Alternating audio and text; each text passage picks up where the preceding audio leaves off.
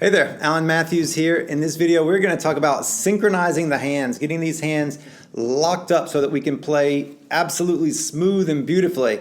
So this is what normally happens when people first start playing. What happens is that there's all this, we lift to get to the next note, and there are these big gaps between each note. Silence, silence, silence. And so what we want, ideally, is to be able to connect these so that it sounds more vocal, because vocal things connect with people. We connect with things that sound like the human voice. That's why violin and cello are so beautiful, and we connect to them so much is because they sing like a human voice. So we want to, ideally, synchronize the hands so that they play and move at exactly the same time and get rid of that gap between the notes. So this is our goal. This enables us to make singing melodies and really connect the melodies in our songs. It just enables us to play more beautifully all around. Sometimes it's easier than others. Now, it's much easier from string to string. So if I just have a chord, it's easy to connect notes because my left hand doesn't have to do anything. But if I'm playing notes on one string, well, then the hands have to be absolutely synchronized. And so the way to practice this is to practice it using your scales, or if you're using a piece of music, then take a little snippet of that piece out and use it like an exercise. Make an exercise out of it. Don't just play the whole piece over and through unless you know the piece really, really well, and then it becomes like an etude that you can use for that specific purpose. So when you do this, this is how to do this. Think about this in slow motion. My musical coach likes to talk about Planck time, Max Planck, and how he split the Big Bang into like in this millionth of a second this happened, and in this millionth of a second this happened. And it's the exact same way. If you look at the right hand, whenever we play with the right hand, then we have to touch the string and then play through it, and then it's activated again. And to do it again, we have to stop the string and replay it, and stop the string and replay it like this. Boom, boom. Now what we can do is not actually stop on the string and prepare, but we can just move right through it like this. But we still, even if we're doing that, we still stop it when we touch it and replay it. And so it's in that little split second that we want to move with the left hand as well. So to begin with, if you don't have to lift up the finger of the left hand, then don't. So if we're going from 1 to 2, let me play that again. There's no reason to lift up the one finger, especially not before. We don't want to go lift and then play, lift, play, lift, play. We want to think,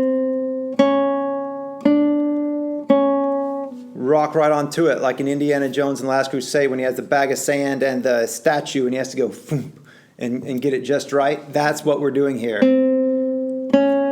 And so what we're going to have to do then is time that to where it happens exactly at this moment when we're moving through the string with our right hand.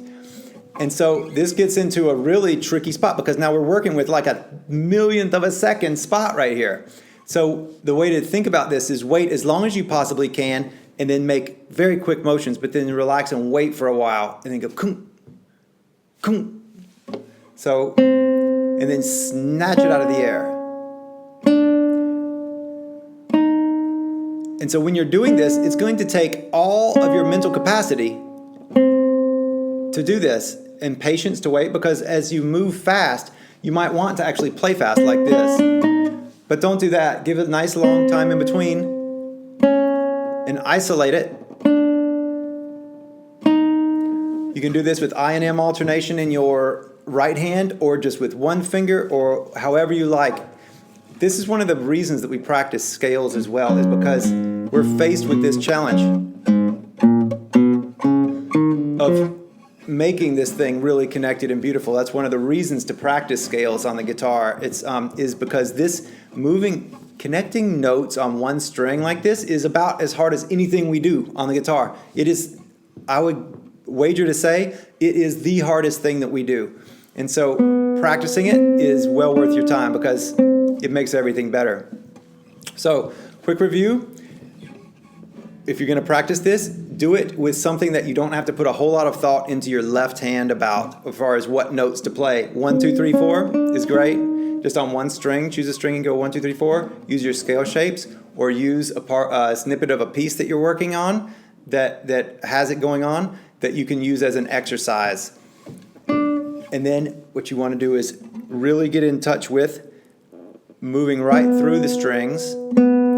Now, another way of practicing is to actually prepare on the string, and I'm a big fan of this. But that stops the string and creates the gap over here, so it doesn't matter how well your hands are synchronized at this point, you're still stopping the sound here. So to actually connect the notes and synchronize the hands, move right through in one snap. In the exact same motion that you did with the preparing on the string, or planting and preparing the string. So, and then give yourself a nice long gap. Wait, and then snatch it out of the air so you can really tell exactly what you're doing. Because you can't, if you're going this fast, speed creates the illusion of perfection, even though it's not. So, this is synchronizing the hands. Thanks so much for watching this video. Please subscribe to this channel and go over to classicalguitarshed.com and get all kind of free information and resources for your classical guitar pleasure. See you soon.